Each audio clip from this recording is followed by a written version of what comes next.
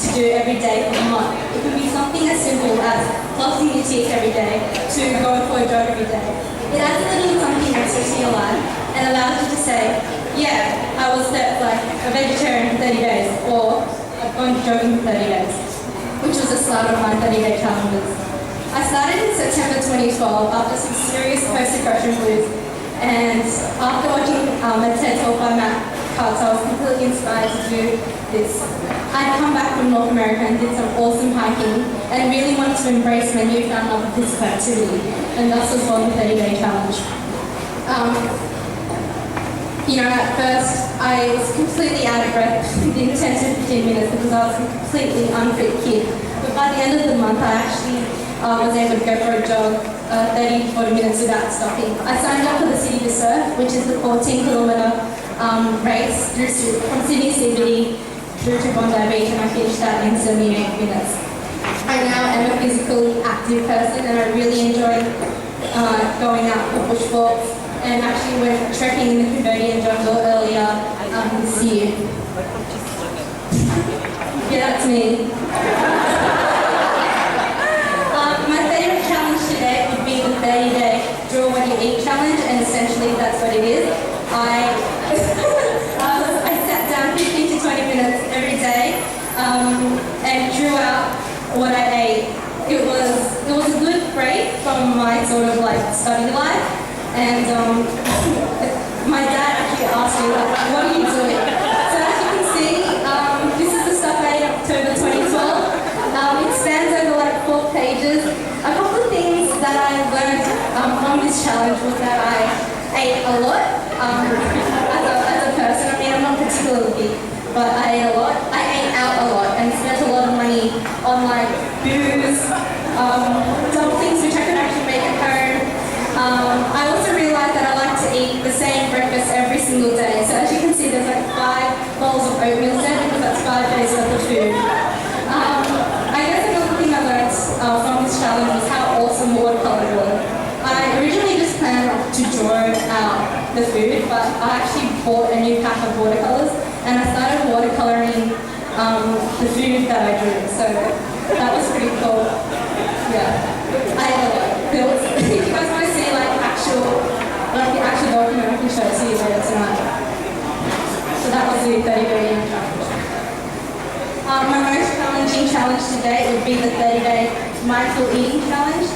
This sort of grew out of my 30-day meditation challenge. A friend linked me to a page of mindful eating habits, and he thought I could adopt it as part of my meditation. But I ended up making a challenge for itself, and essentially what it involves is picking up a mindful eating challenge every day for 30 days. So it could be something as simple as taking a couple of breaths before you start your meal, or eating at the table rather than standing by the fridge and snacking whatever you got out of it. And there was also a really good habit from this challenge that I learned was eating until we were 80% full as opposed to 100%. During this challenge, it was the most challenging because 1, I'm a big foodie, and 2, I like to drink, and when I drank, I ate a lot more than I did. And so to sort of control my eating, I had to cut down on my booze. And now, in order to sort of continue the practice of mindful eating, I eat first, then drink. This challenge has made me more aware of where my food comes from. It's a bit hard here in Phnom Penh because you eat out quite often because it's so easy to, but I mean at home I'm involved in the slow food movement where we really get to engage with where our food comes from. My current challenge is the 30-day drawing challenge. So this challenge grew out of the fact that I depended way too much on words to express myself.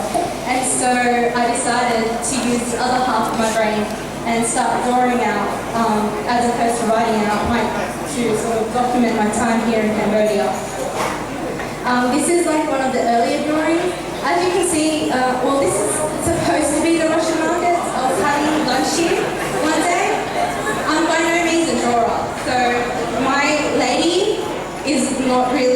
true depiction of who she was. She was a beautiful lady, but I just didn't do it justice. But it was a delicious lunch nonetheless. This is an elephant that I got to meet in Mondulkiri a couple of weeks ago. I realised that I like drawing animals in nature a lot more than I do people, because I can depict them a lot better. And actually, I'm lucky enough to live with an illustrator at home who have taught me a couple of things about like shading and how important it is to have a sharp pencil always. So why do a 30-day challenge? I'm a firm believer in the fact that people grow most and develop most when they are challenged and when they face their struggles. And so I think it's a great way to sort of make the most out of life. It's why, one of the reasons why I do 30-day challenges. Another reason I do 30-day challenges is to break my shitty habits. So I used to wake up every morning, bed unmade, and leave the house, and my mum would give me the biggest shit about it. And so I decided to make a 30-day make your bed challenge, and I thoroughly enjoy having my bed made every day now. I also do 30-day challenges to make, to build on good habits, so flossing every day or eating every day. Mind you, life happens and I don't floss every day, but I floss most days. I do 30-day challenges to try new things. So this is February this year. I did a 30-day meditation challenge. I'd never done it before. The first couple of days were completely frustrating because I could not focus, but now I can't imagine life without it. And I obviously do 30-day challenges to change up routine because routine is hella boring. In December 2013, I did a 30-day reflection challenge where I reflected every single day about what had happened in that day. And it slowed down the month completely because we all know in December that month just flies by. And so that challenge really allowed me to sort of realise that month did happen. So when do we start 30-day challenges? Everyone should start now. I mean, we're at the 28th of May, so you guys have a couple of days to think about what you want to do for June. But yeah, everyone should do a 30-day challenge next month and see what you can get out of it. Thank you.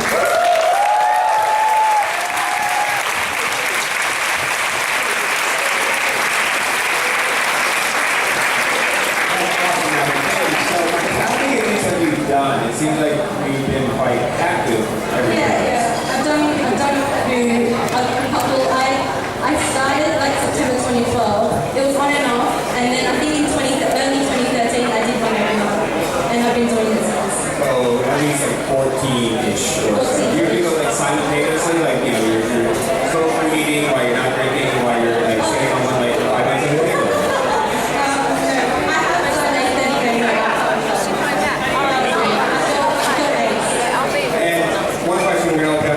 You guys out there, but where do you get the ideas from? Are you just sort of making these up, or are there resources for people to find out about it?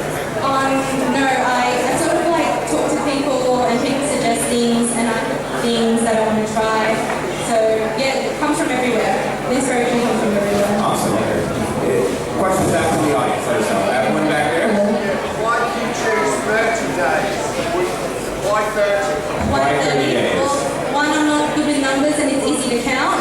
If you start at the beginning of the month and you end of the month, time happens for you and you don't have to count everything. So I have a question right here. A few examples of a more 30-day challenge. So if you had one thing done, what do you know about?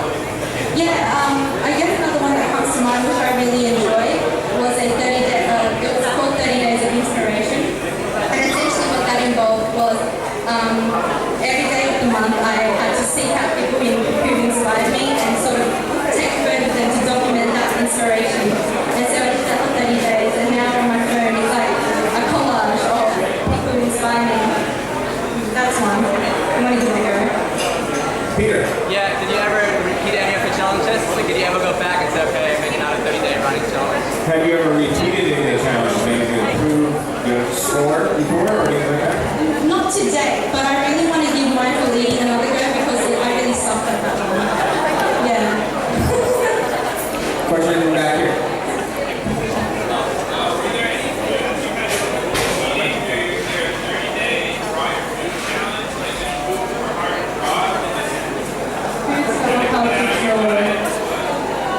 I ate a lot of nuts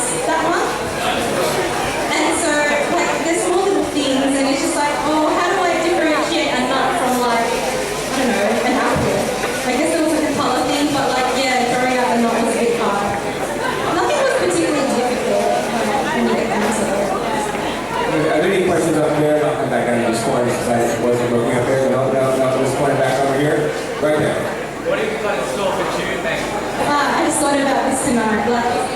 So this morning I watched a TED talk about power or body language and about power posing, about how that affects, who you are. So in the month of June, I'm going to do 2 minutes a day of power posing. Sorry? What is power posing? Okay, so for 2 minutes, or like the woman. Do you do this in public or just like at home? Huh? Do you do this in public or at home or where do you do this? Do you go to the office? I guess you can do it in the office and you're game, but I'm probably just going to do my own one. That's really thinking about it.